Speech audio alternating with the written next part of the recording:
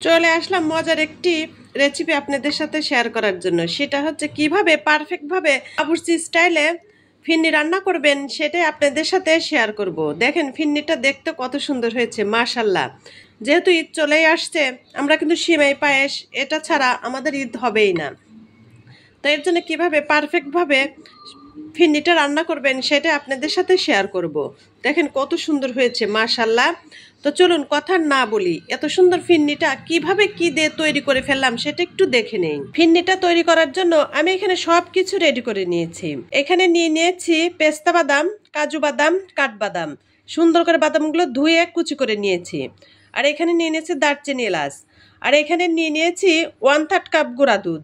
আর 1 কাপেরও কম পোলার চাল, 1 কাপ চিনি। আর এইখানে নিয়ে নিয়েছি 2 লিটার গরুর দুধ। তো আমি এখন চুলায় চলে যাব, ফিন্নিটা তৈরি করে নেব।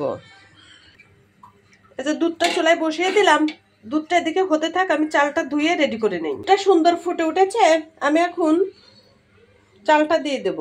চালটা কিন্তু পানি ঝরায় দিতে হবে।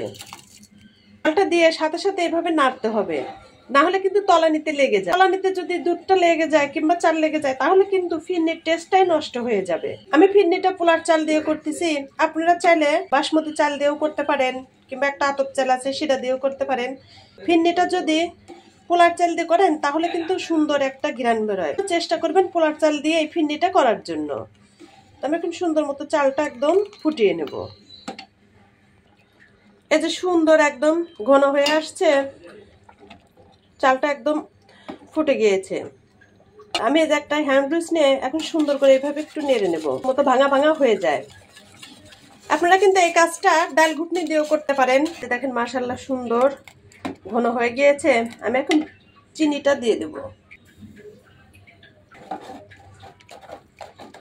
দারচিনি আর এলাচ, স্বাদ মতো লবণ। আপনারা যারা ফিন্নিতে লবণ পছন্দ করেন না তারা লবণটা স্কিপ করতে পারেন। ফিন্নির ভিতর থেকে দারচিনি এলাচ এগুলো তুলে ফেলবো, কারণ যখন ফিন্নিটা খেতে যাব এটা মুখে পড়লে কিন্তু ভালো লাগবে না, এর জন্য এটা তুলে নেব। যতটুকু স্মেল বের হয়েছে অতটুকুই এনা। এখন গুঁড়া দুধটা দিয়ে দিচ্ছি, বাদামগুলো দিয়ে দিচ্ছি।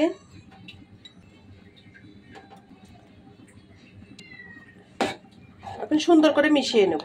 একটা কিশমিশ দিয়ে দিলাম। এটা একদম রেডি, আমি এখন নামিয়ে নেব। এর সাথে যদি ঘন করতে যাই তাহলে একদম শক্ত হয়ে যাবে, খেতে ভালো লাগবে না। পরিবেশন করে নিচ্ছি, দেখেন কত সুন্দর কালার হয়েছে মাশাআল্লাহ। এতে কিন্তু ঘন করা যাবে না, এর সাথে ঘন করলে কিন্তু একদম শক্ত হয়ে যাবে, খেতে ভালো লাগবে না। কিন্তু কত সুন্দরভাবে একদম হাতের কাছে থাকা কিছু জিনিস দিয়েই বাবুর্চি স্টাইলে তৈরি করে ফেললাম ফিন্নি।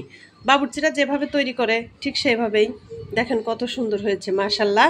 এই রেসিপিটা যদি আপনাদের কাছে ভালো লেগে থাকে তাহলে আমার ভিডিওতে একটা লাইক দিয়ে ভিডিওটা শেয়ার করে দিবেন। একটু বাদামগুলো দিয়ে দিচ্ছি। তো আজকের মতো আমি বিদায় নিচ্ছি, আবার কোনো একটা ভিডিও আপনাদের সাথে শেয়ার করার জন্য চলে আসব।